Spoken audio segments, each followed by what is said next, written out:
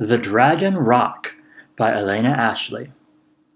This story begins with once upon a time because the best stories do, of course.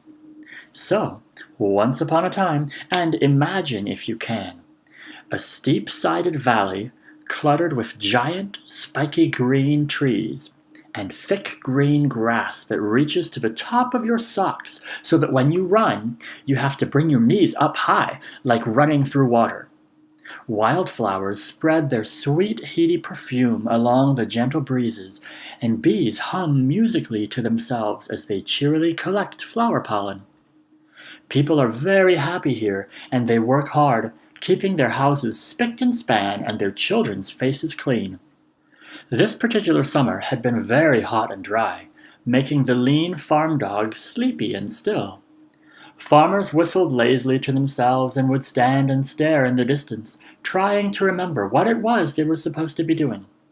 By 2 o'clock in the afternoon, the town would be in a haze of slumber, with grandmas nodding off over their knitting and farmers snoozing in the haystacks. It was very, very hot.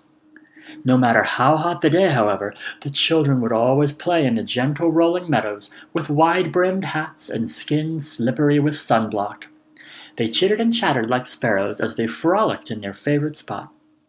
Now, their favorite spot is very important to this story because in this particular spot is a large, long, scaly rock that looks amazingly similar to a sleeping dragon.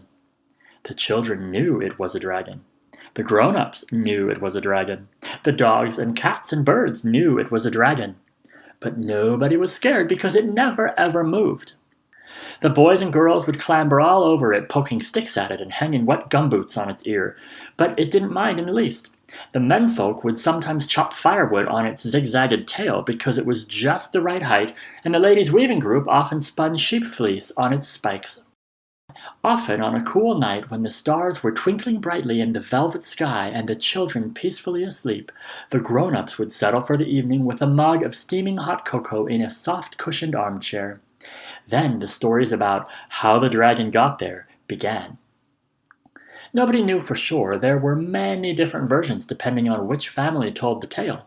But one thing that everybody agreed upon was this. In times of trouble, the dragon will wake and free the village by making a lake. This little poem was etched into everybody's minds and sometimes appeared on tea towels and grandma's embroidery. The days went by slowly, quietly, and most importantly, without any rain. There had been no rain in the valley for as long as the children could remember. The wells were starting to bring up muddy brown water, and clothes had to be washed in yesterday's dishwater.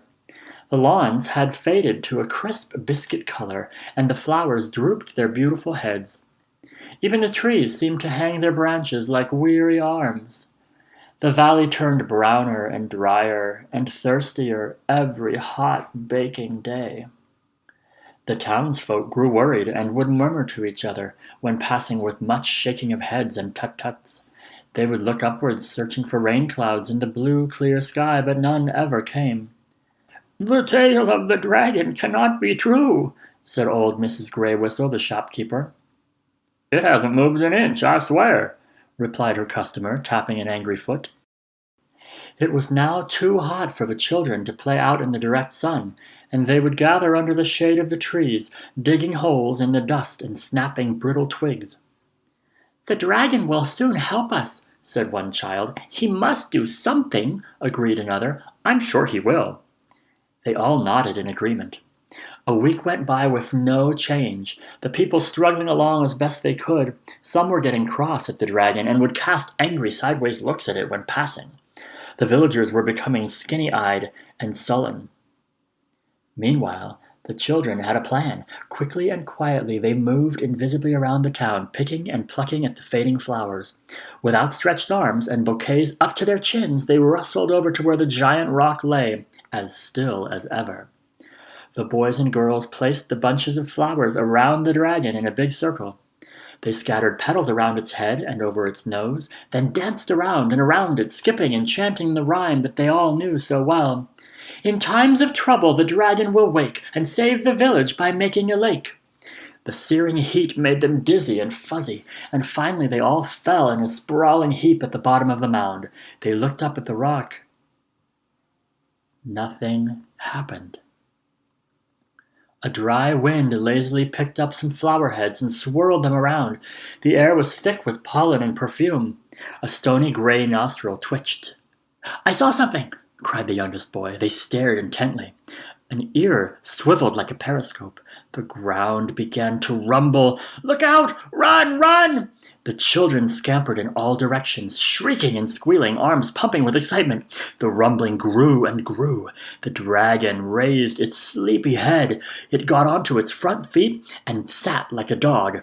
It stood up and stretched, arcing its scaly back like a sleek tabby cat. It blinked and looked around with big, kind, long-lashed eyes. And then its nostrils twitched and quivered again.